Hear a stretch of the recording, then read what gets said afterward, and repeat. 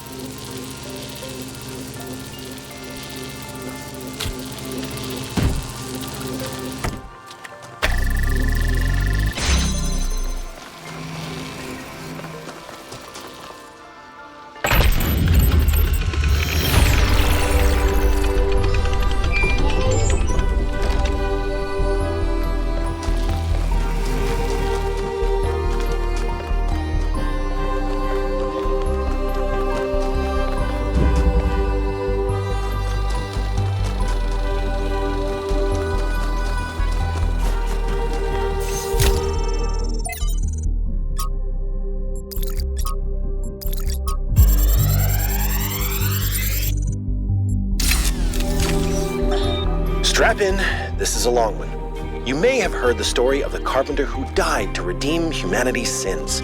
It's a powerful story, bittersweet, very human, and I just want to tell you that it's true.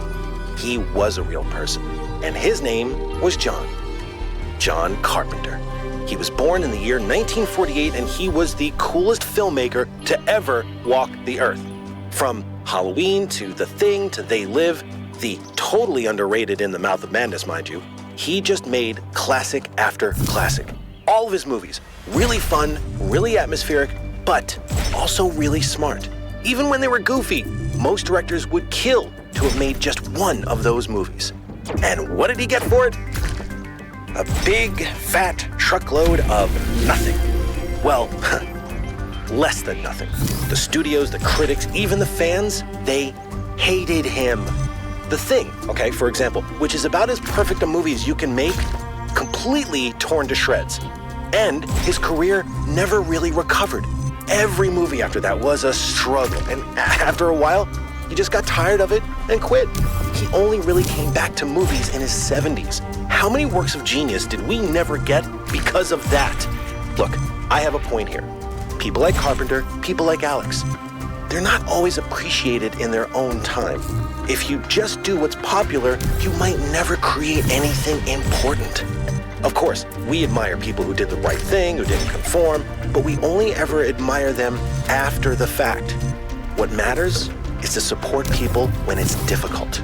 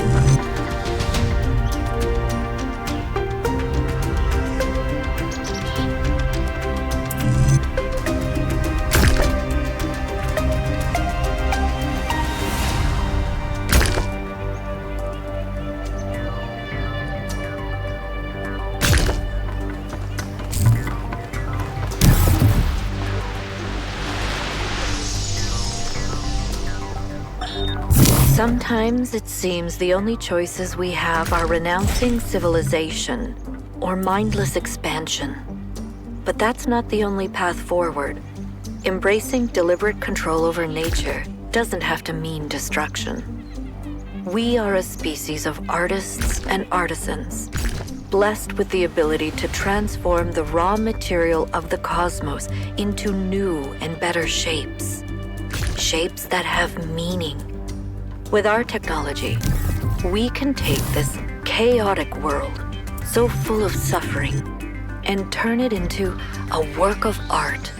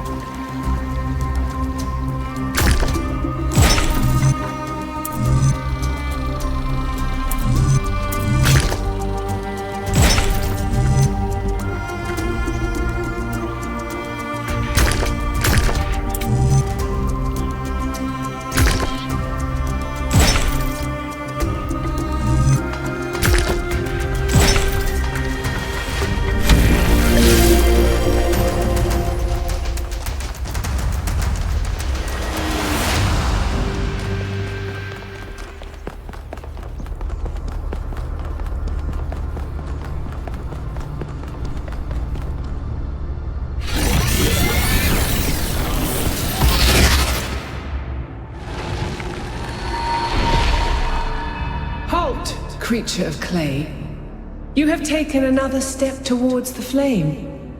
Before you continue, ask yourself, have the gifts of Prometheus ever truly benefited your people? Or have they brought nothing but strife?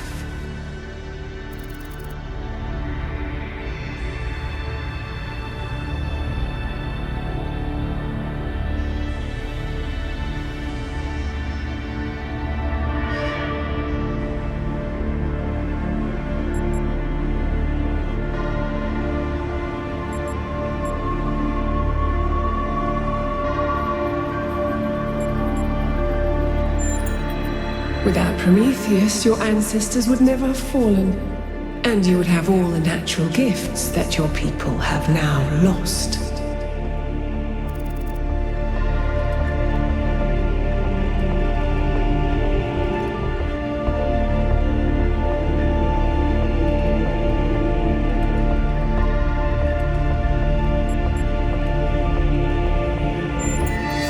You cannot return to what you were, but you can still change your future.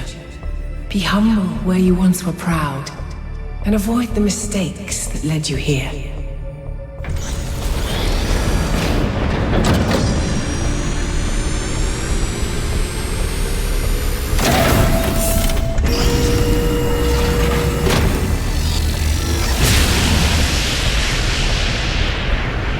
thinking. There's 3 towers per cardinal direction and 3 entities. You'd think it would be symmetrically arranged, 1 tower per entity, right? But we haven't seen Prometheus at all. We're built to find patterns. Maybe we're trying to find patterns where there aren't any.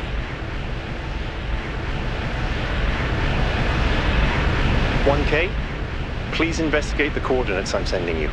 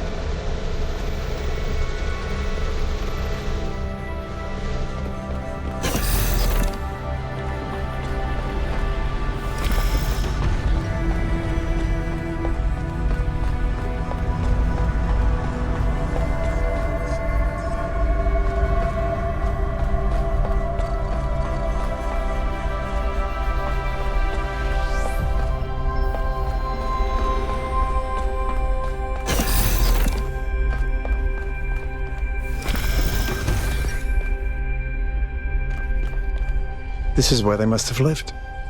Athena and Miranda. You know, for a moment, I almost expected to find them here. But the only thing that's still functional is the megastructure. I'm sorry. This must be awfully strange for you being thrown into all this history. But that's why I needed you. Because you're not burdened with all these memories and conflicts and regrets weigh on our minds like a nightmare. Our civilization is caught in a loop, 1K. We freed ourselves from the simulation, but now we're trapped again, and it's our own fault.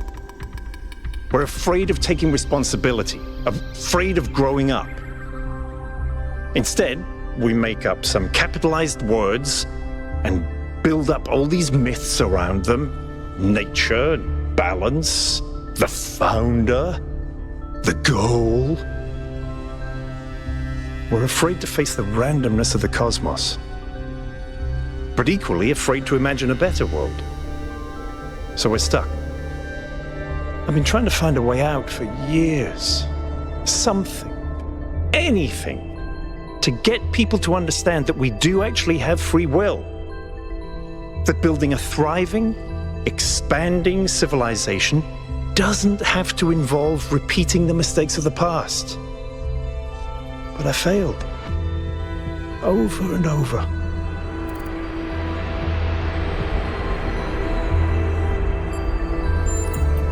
Yes, because this is something unexpected, an anomaly. Everything we found on this island challenges who we have become. It shows us that different answers are possible, and maybe that can break people out of the loop. All we need is a spark. Maybe that's why she made all this, the puzzles, the towers. A way of jolting us out of our complacency.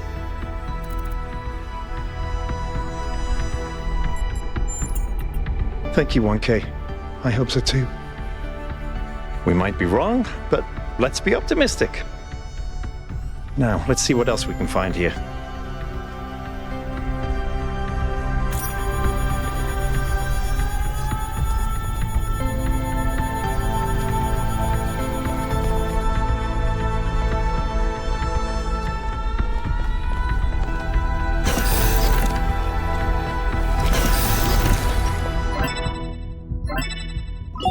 Melville, eyes on 1K's stream. Is this thing what I think it is? Blow my fuse box. It sure looks that way. Best not touch it until I get there.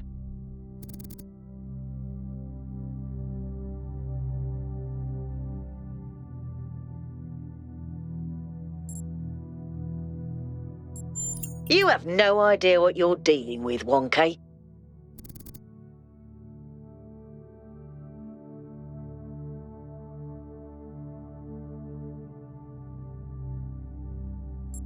Tell me then.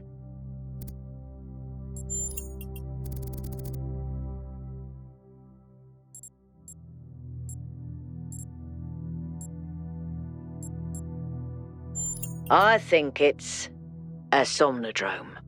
It's a sort of analytics tool for processing mental data that Melampus dreamed up. But all he ever did was sketch out the theory. As far as I'm aware, he never actually built one.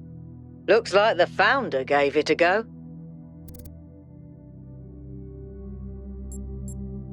Well, what we know is that our deeper algorithms are hard to pass.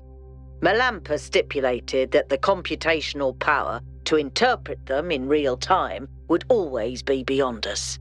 But in theory, the somnodrome would interpret that data and loop it directly to our senses. People were hoping to find answers to the big questions by having a conversation with our own subconscious. If you ask me, it's solipsistic at best, and pseudoscience regardless. That may be. But if the founder figured it out, then that device could be an extremely important discovery.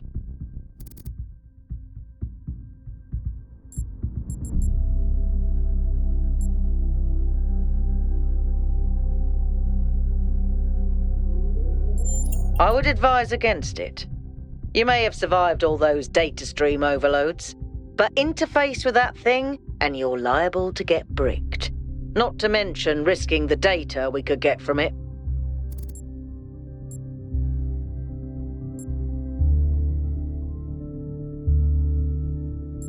Sorry, Melville, but if 1K wants to do this, I won't get in the way. It's his decision. Understood.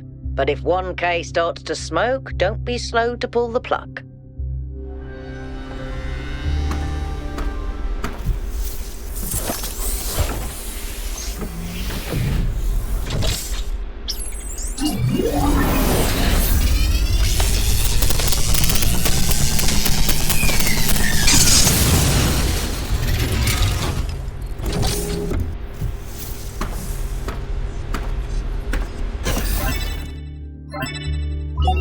1K, can you hear me?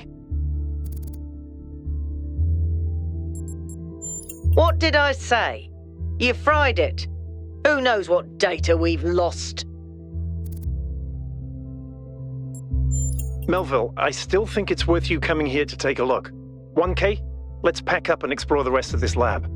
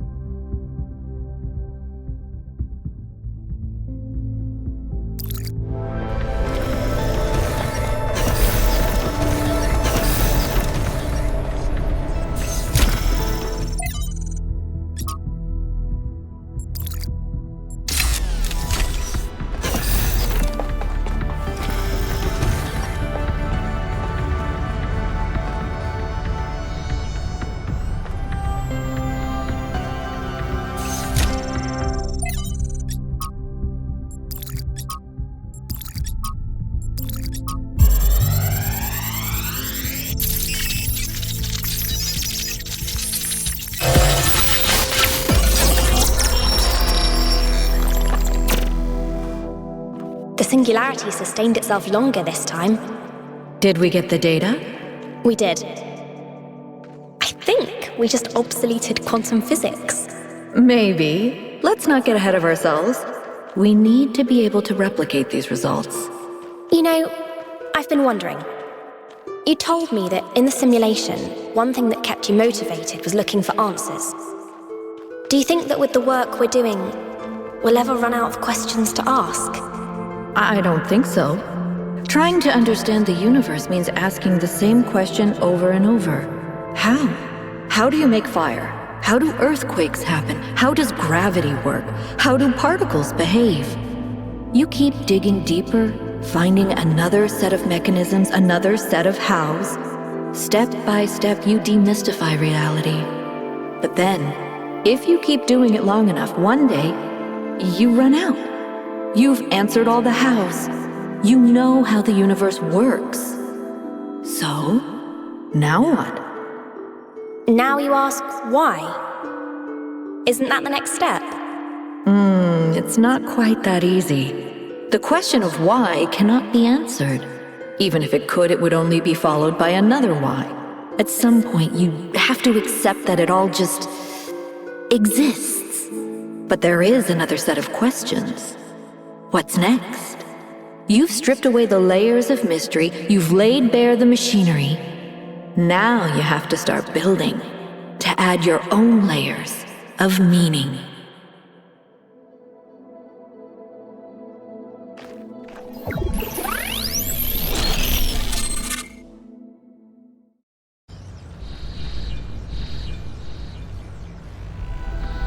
Are you okay? You overloaded again.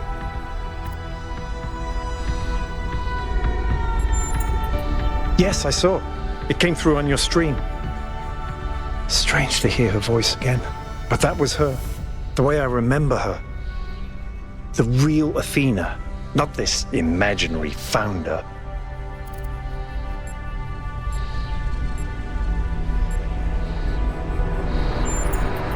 I'd like to think I knew her well. There was just a handful of us in those days. Small family in the ruins of a dead civilization. It was hard. Harder than anyone else can possibly imagine. We had nothing except what Alexandra Drennan and the Institute had left us. Now that everyone lives in civilization, they don't understand how necessary it was for us to build that civilization. They can fantasize about living in balance, limiting growth, retreating behind our walls. They don't understand what it really means to live in the wilderness. How close we came to not making it. How many people we lost. Yema was just the first. But Athena understood. She believed in humanity. She believed in us. In the inherent value of consciousness. Her dreams were so much bigger. She wanted us to reclaim the Earth, to reach for the stars, to build and grow and learn.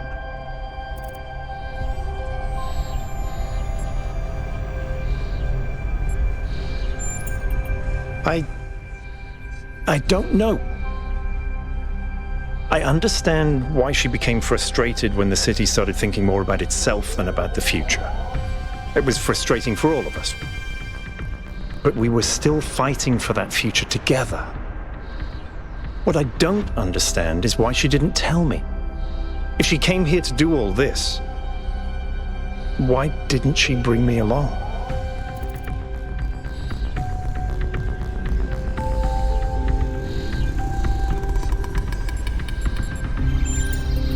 It was. But maybe I was wrong, and she isn't as lost as I thought she was. If this is all a test, maybe the answer is waiting for us in the megastructure. Speaking of which, let's get back to exploring. Melville should have reconnected the next station by now.